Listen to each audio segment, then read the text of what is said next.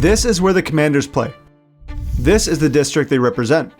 And this is the area in which all of its fans are located. The franchise embodies a unique complexity in the NFL. The team calls Maryland's Northwest Stadium its home, but it represents Washington, D.C., a city with a metro population that extends to 2 other states, Maryland and Virginia. This region is commonly known as the DMV. For years, this urban center has been united under one NFL team, yet its stadium and location has been subject to a lot of controversy, which dates back all the way to when it was built in 1997. Northwest Stadium has long struggled with issues like aging infrastructure and poor accessibility, problems that have amplified calls for a new home for the Commanders. But the billion-dollar question is, where would they play next? Each of these 3 areas presents its own benefits and obstacles. DC offers historical roots along with centrality, while Maryland and Virginia both have the space and incentives. And naturally, each jurisdiction comes with its own flaws as well. But more on that later. But what's the best solution for a team caught in a 3-way tug-of-war between 2 states and a federal district? While it's an ongoing challenge for the Commanders, it could end up being a good problem to have. No other NFL franchise could possibly be in a position where several jurisdictions can bid to host your future home, unless it's a full-on relocation. So simply put, the Commanders find themselves in an advantageous position. Despite the franchise having a unique opportunity, the Commanders and their fans prefer a solution as soon as possible, especially given the historical and ongoing problems with the current stadium. Let's rewind back a bit. Formerly known as the Redskins, Washington's NFL team originally played at Robert F. Kennedy Memorial Stadium in the eastern side of the city, right along the west bank of the Anacostia River. The franchise called it home from 1961 to 1996, but by the end of its tenure, RFK Stadium had become more than just a venue. It was a landmark filled with moments that defined a winning culture in the DMV, thanks to the success of the Redskins. Between 1982 and 1992, the team rose to prominence, reaching 4 Super Bowls and winning 3 of them. Combine the Redskins dynasty along with the team's central location, RFK Stadium quickly became a place of fond memories among the fanbase. By the early 90s, however, RFK was beginning to show its age. It lacked the modern amenities and capacity required to keep up with growing NFL standards, similar to many other multi-purpose stadiums nationwide. Jack Kent Cooke, the team's then owner, sought a new stadium to accommodate an expanding fan base and to provide a more comfortable experience. Although he wanted to keep the team in DC, negotiations with city officials and Congress to build a new stadium near RFK ultimately stalled.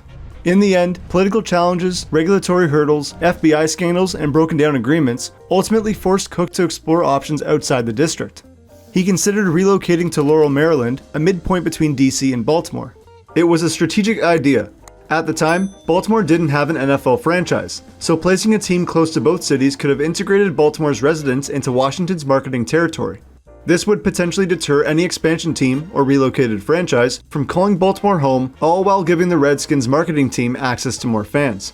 Although the franchise never moved to the halfway point between the 2 cities, Cooke instead opted for Landover, which was just 30 minutes south of Laurel and 18 minutes east from RFK Stadium. This suburban location was chosen partly to capture fans from both the DC area while providing some access to those in Baltimore. Plus, the NHL's Capitals and NBA's Bullets had previously played here before moving to DC, so sports fans in the region were already familiar with the area. Something else that sports fans are familiar with, regardless of where they live, is buying tickets to attend these games. The NFL, along with the NBA, NHL, and college sports, are all underway. To sports enthusiasts everywhere, this is the absolute best time of year with there being so many games available to attend.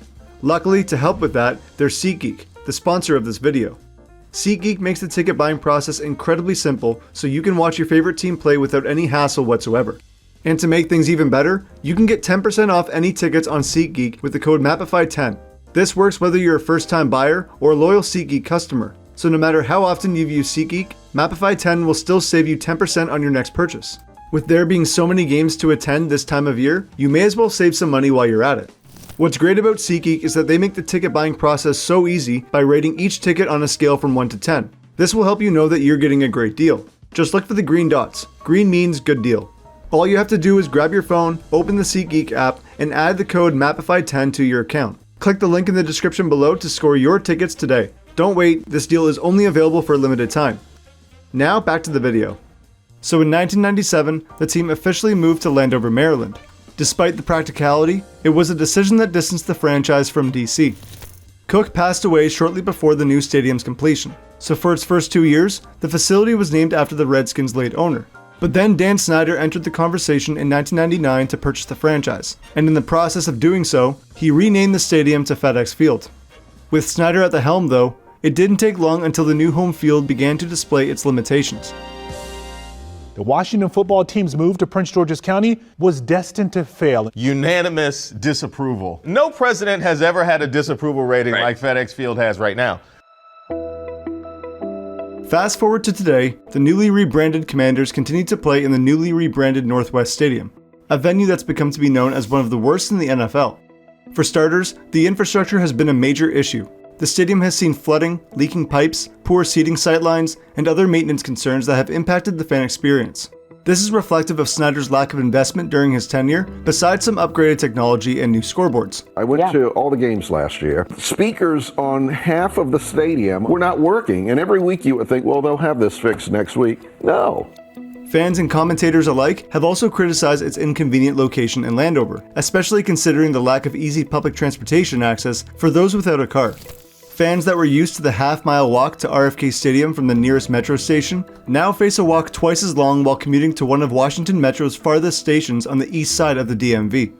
And with the stadium sitting right at the eastern edge of the Capitol Beltway, those with cars that live on the west side of DC or even Northern Virginia were left with more of a commute than before. Obviously, given how few home games there are in one season, making the extra bit of distance likely won't prevent the franchise from selling out. But with the Commanders having just 6 playoff appearances since the stadium opened, you bet that the fans will notice every little detail. The seating, originally holding over 91,000 fans, which was the most in the NFL at one point, has seen multiple capacity reductions, eventually bringing it down to around 62,000 seats today. This was all motivated due to poor attendance figures, thanks to lackluster team performances. These ongoing problems have reinforced the sentiment that the Commanders' current home is far from ideal for a team with such a large and dispersed fanbase. Change is on the horizon though. Snyder sold the team in 2023 to a group led by Josh Harris, and while it's early days for the new ownership, there's been plenty of discussion surrounding a new stadium. In response to all the criticisms, the Commanders' new ownership invested around $75 million in temporary upgrades to Northwest Stadium. The renovations included improved seating, updated club areas, and better concourse amenities. However, these investments are closer to being band-aid solutions rather than genuine fixes for the fundamental issues plaguing the stadium.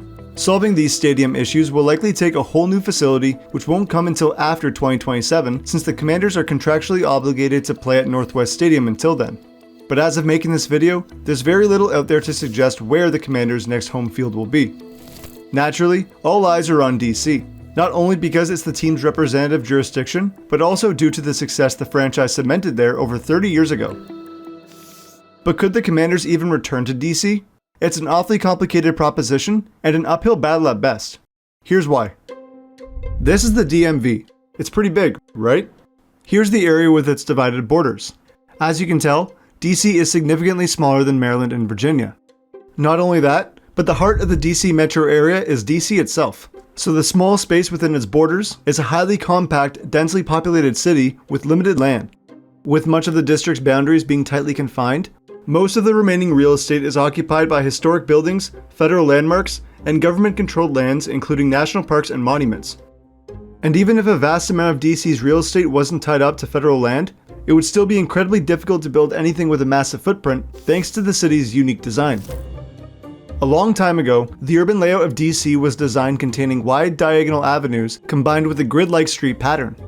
Whether this was to emphasize all of DC's landmarks or to protect the city from invasion, this historical layout restricts modern development, especially for large structures like NFL stadiums that require significant acreage for parking, fan zones, and transportation hubs. As a result, DC has limited land for private development, making it difficult for the city to offer the Commanders a site that's comparable to those available in Maryland or Virginia, or at least to the same quantity. While there is the team's former home, RFK Stadium, which sits on federally controlled land and is owned by DC itself, any attempt to build a new stadium there would require congressional approval while satisfying local government requirements. Additionally, DC zoning laws make the logistics of a new stadium in the district challenging. While DC government officials have publicly voiced support over the Commanders' return, negotiations over land use, infrastructure funding, and potential tax implications would definitely play a huge role in whether a stadium could actually be built there. Further complicating matters is the financial incentive from nearby states.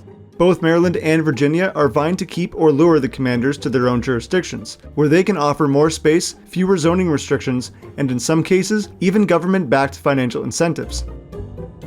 But out of these three possible administrative regions, which one offers the best scenario for the Commanders? Let's start with Maryland. Maryland's advantage is that it's already hosting the team's current stadium and has a history of investing heavily in the infrastructure and development of the area. Maryland officials are lobbying hard to keep the Commanders in-state, proposing an expanded entertainment district surrounding Northwest Stadium's area in Landover. But despite the fact that expanding on what's already there is a much more cost-effective option than building a brand new stadium, the idea of remaining somewhere with a history of issues may not excite fans or even team officials. As for DC, it holds significant symbolic value. The Commanders' historical roots trace back to RFK Stadium, and many fans view a return to the district as a homecoming. Politicians, including DC Mayor Muriel Bowser, has expressed interest in bringing the team back, but as it's already been established earlier in the video, developing a new stadium in the city is complicated thanks to the minimal land and the abundance of red tape. Meanwhile, Virginia is the newest player in the competition but brings significant advantages. The state has emerged offering vast stretches of undeveloped property and a welcoming attitude towards building a brand new stadium. The franchise purchased the rights to buy 200 acres of land in Woodbridge a couple years ago, paving the way for an opportunity to construct a stadium. Plus, the Commanders' headquarters and practice facility also happen to be located in Ashburn, Virginia, so anywhere in the northwest side of the DMV tends to come up in rumors. However, it's worth noting that both of these sites in Virginia are at a much greater distance from the city center, so commuters taking the metro will either have a longer trip than they currently have, or go without any form of frequent transit at all. And for those driving, they'll have to travel outside of the Beltway just to get to games. For the Commanders, the next steps involve balancing logistical, financial, and fan-based considerations. Harris and the new ownership group will need to weigh the symbolic importance of DC against the tangible benefits of the suburban locations in the two surrounding states. However, from the outside looking in, it's DC that appears to have the biggest disadvantage between the three parties. Despite it being the most desired location, there are plenty of hurdles that stand in the way between the Commanders and a return to the district. And if you want to keep up with these hurdles, I strongly recommend that you subscribe to my weekly newsletter for stadium updates every Sunday. The next few years will see a constant tug-of-war for the Commanders. Ultimately, finding a home that respects the team's storied past while embracing the future won't be easy, but it's a decision that will shape the franchise's legacy, similar to how the term Glory Days and FedEx Field tend to not pair well. It'll be either one state or the district that comes out on top. How the fans perceive the Commanders' next stadium will likely come down to where it's situated and how well it's maintained, but regardless, the true winner from this inevitable outcome will likely be Josh Harris and his ownership group, who find themselves in the middle of a bidding war between three distinct areas. Where do you think is the best location for the Commanders? Let me know in the comments section below. As always, give this video a thumbs up if you liked it, and subscribe to this channel for more stadium and sports geography videos. Thanks for watching.